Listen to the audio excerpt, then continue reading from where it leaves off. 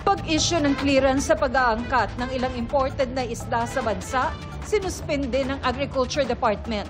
Yan ay para sa galunggong, bonito at mackerel.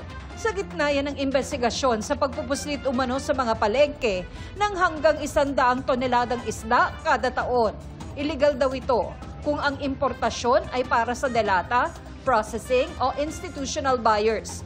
Papayagan lang ang importasyon ng mackerel na gagawing delata kung pasok ito sa vatable sale ng nabentang delatang mackerel noong 2023 na may dagdag na 10%.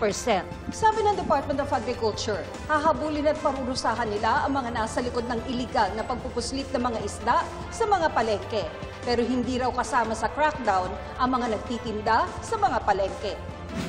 Grupo ng mga magsasaka nanawagang ipamigay na lang ang lumang stock ng bigas ng NFA.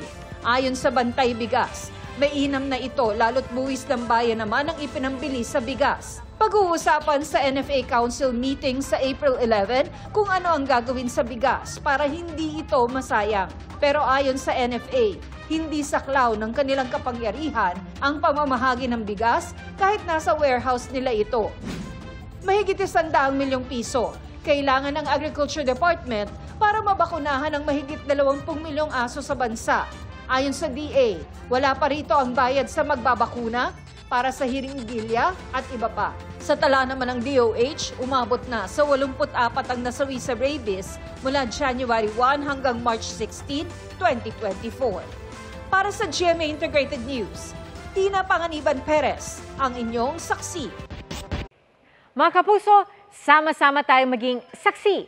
Mag-subscribe sa GMA Integrated News sa YouTube at para sa mga kapuso abroad, samahan niyo kami sa GMA Pinoy TV at sa www.gmanews.tv.